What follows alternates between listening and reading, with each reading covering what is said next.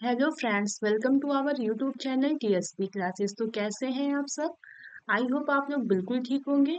तो चलिए, आज की जो वीडियो है उसमें हम डिस्कस करने वाले हैं आपके यूपी डीएलएड जो आपका बीटीसी सेकेंड सेमेस्टर है उसकी जो हम सीरीज स्टार्ट कर रहे हैं उसकी अगली क्लास है। जैसा सबकी आप सबको अच्छे से पता होगा कि ऑफिशियल जो है नोटिस आ चुकी है, आपका एग्जाम जो होना है वो जो है दिसंबर के लास्ट वीक में होगा, वो भी किसका, सेकेंड सेमेस्टर का और फोर्थ सेमेस्टर का। तो जैसा कि दो सीरीज आप लोग का कंप्लीट हो चुका है, तो पेपर वन जो है आपका, पेपर वन की सीरीज सबसे पहले पेपर वाइज ही स्टार्ट कर रहे हैं। तो पेपर वन यानी वर्तमान भारतीय समाज का ऑब्जेक्टिव का सीरीज स्टार्ट हो चुका है। इसके पहले हम लोग दो जो है 200 क्वेश्चंस कंप्लीट कर चुके हैं। आज जो है यहाँ से शुरू करेंगे। अगर आप लोगों ने जो है क्लासेस या सीरीज नहीं की है तो आप प्ले लिस्ट में जाके चेक करेंगे या फिर आप चैनल पे जाके चेक करेंगे तो आपको वहां पे सारी वीडियोस मिल जाएंगी। तो चलिए क्वेश्चन की तरफ बढ़ते हैं, क्योंकि एग्जाम्स आ गए हैं, बिल्कुल टाइम वेस्ट नहीं करना है। तो सीधा हम क्वेश्चन पे आते हैं। ठीक है, देखते हैं। 201 क्वेश्चन है। कर के सीखो का सिद्धांत किस दार्शनिक विचारधारा की देन है? तो किसकी देन है? प्रकृतिवाद का। ठीक है, कर के सीखो का सिद्धांत किस दार्शनिक विचारधारा की देन है? प्रकृतिवाद का। नेक्स्ट क्वेश्चन, अध्यापक का साथ पर्दे के पीछे, बिहाइंड द कर्टेन, किस वाद ने स्वीकार किया है? तो किसने स्वीकार किया है? प्रकृतिवाद ने स्वीकार किया है। ठीक है, आगे देखते हैं। 203 क्वेश्चन है आपका। आदर्शवाद सत्य एवं यथार्थ रूप से किसे स्वीकार करता है? तो आदर्शवाद सत्य एवं यथार्थ रूप में किसे स्वीकार करता है? आपके आध्यात्मिक संसार को। अगला क्वेश्चन देखिएगा।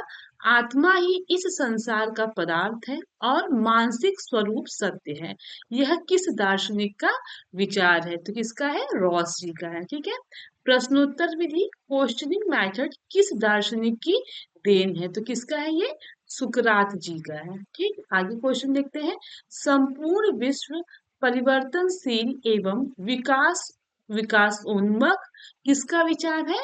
हीगल जी का। ठीक है, आगे क्वेश्चन देखते हैं।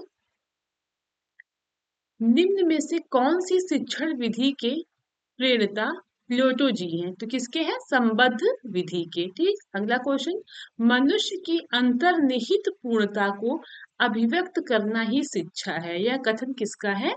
कि मनुष्य की अंतर्निहित पूर्णता को अभिव्यक्त करना ही शिक्षा है। ये किसकी कथन है? विवेकानंद जी का। ठीक, दूरस्थ शिक्षा का नाम नहीं है, इसमें देखिए नहीं है पूछा है। तो मुक्त अधिगम, बाहरी अध्ययन, प्रत्याचार शिक्षा, ये जो आपका दूरस्थ शिक्षा है इसका अन्य नाम है। लेकिन सह शिक्षा जो है वह दूरस्थ शिक्षा के नाम से नहीं जाना जाता है। ठीक है, बौद्ध कालीन शिक्षा में प्रवज्जा संस्कार कितने वर्ष के बालक को किया जाता है? तो 8 वर्ष का जब बालक होता है तो बौद्ध कालीन शिक्षा में क्या किया जाता है? आपका प्रवज्जा संस्कार।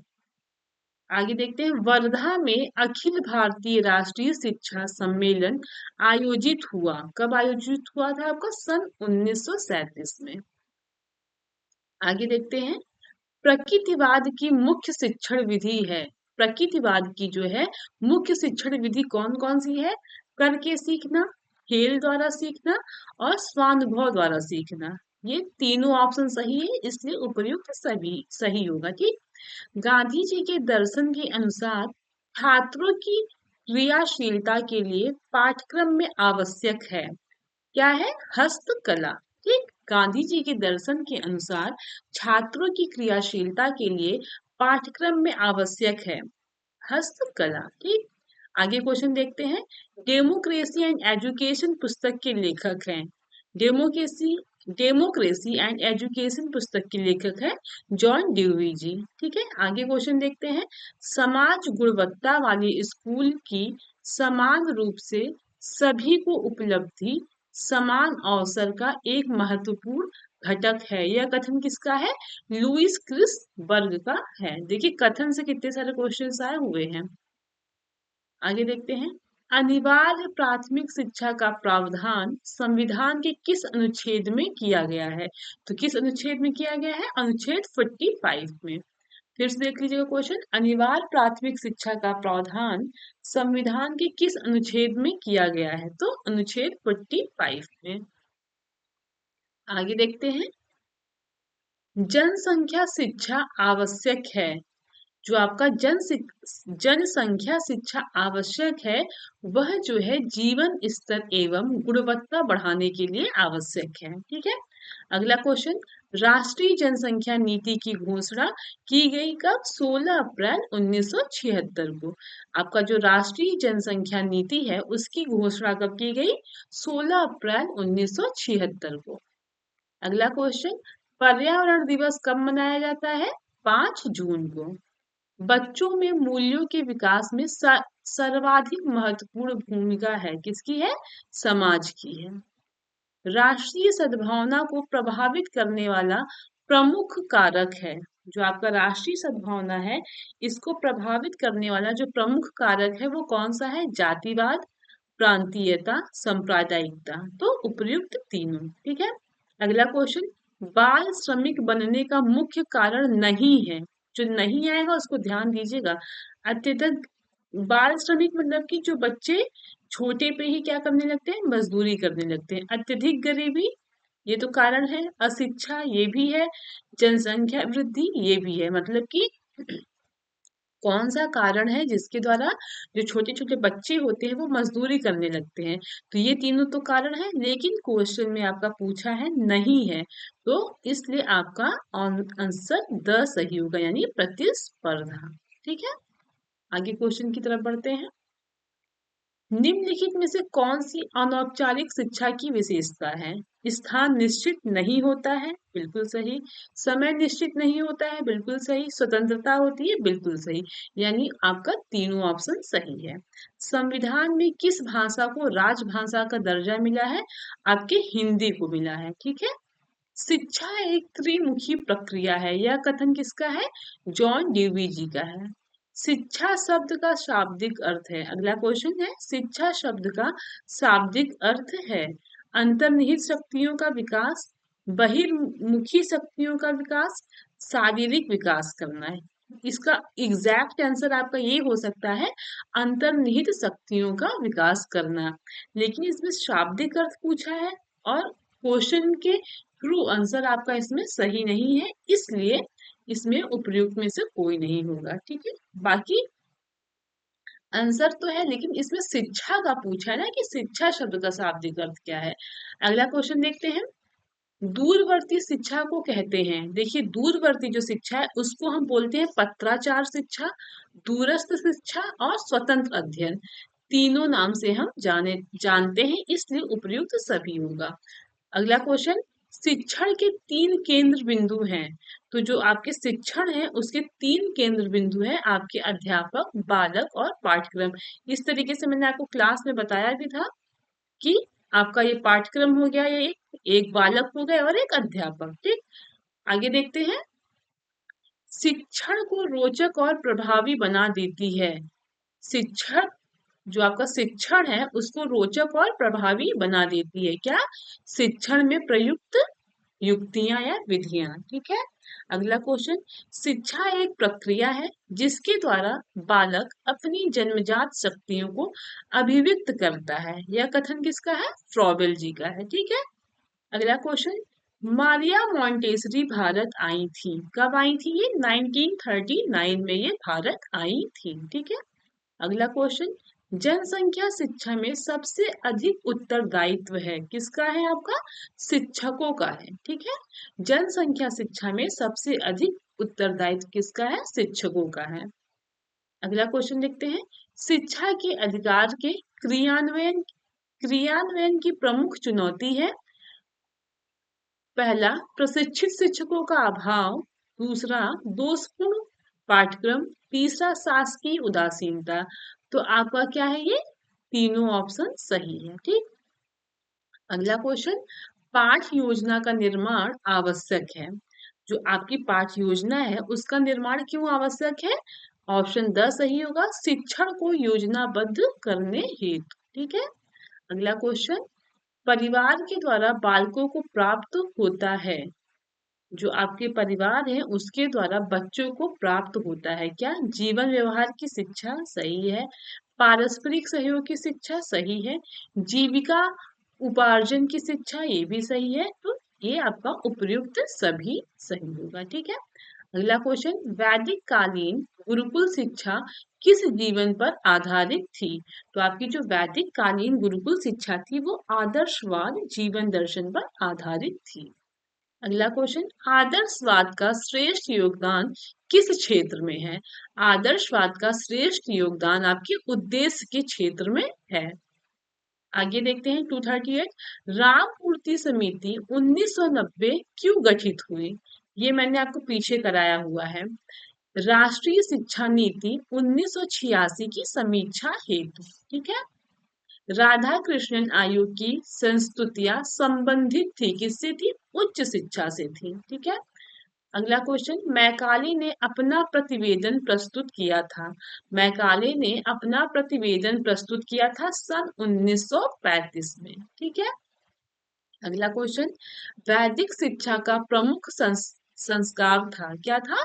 उपनयन संस्कार था। ठीक है। प्राथमिक शिक्षा प्रारंभ होती है आपकी बाल्यावस्था से। आगे क्वेश्चन देखते हैं 243, शिक्षा स्वस्थ शरीर में स्वस्थ मस्तिष्क का निर्माण करती है, यह कथन किसका है? आपके अरस्तु जी का है। शिक्षा का प्रमुख उद्देश्य है, अगला क्वेश्चन, शिक्षा का प्रमुख उद्देश्य है सर्वांगीण विकास, यानी ये तीनों तो सही ही होगा, लेकिन अगर आपका सर्वांगीण विकास दे दिया तो इसके अंतर्गत सभी आ जाएंगे। इसलिए अगर क्वेश्चन में दिया है शिक्षा का प्रमुख उद्देश्य है तो हम सर्वांगीण विकास को टिक करेंगे। अगला क्वेश्चन, बालक का मस्तिष्क कोरी स्लेट की तरह है, यह कथन किसका है? रूसो जी का है। ठीक। 246, मदरसों में शिक्षा का माध्यम था आपका फारसी लैंग्वेज में मदरसों में शिक्षा दी जाती थी। 247, वैदिक कालीन शिक्षा संबंधित थी किससे? वेदों से। 248 क्वेश्चन, किंडरगार्टन प्रणाली के जन्मदाता कहे जाते हैं, कौन है? फ्रॉबेल जी हैं। ठीक है। 249 में पौंडीचेरी में किस महान शिक्षा शास्त्री ने आश्रम की स्थापना की? तो किसने की थी? श्री अरविंद घोष जी ने। आगे देखते हैं 250, कर्मेंद्रियों, ज्ञानेंद्रियों व पढ़ने लिखने की शिक्षा, इन तीनों भागों में शिक्षण पद्धति को विभाजित किया है, यह किसने कहा है? मॉन्टेसरी जी ने कहा है। ठीक है।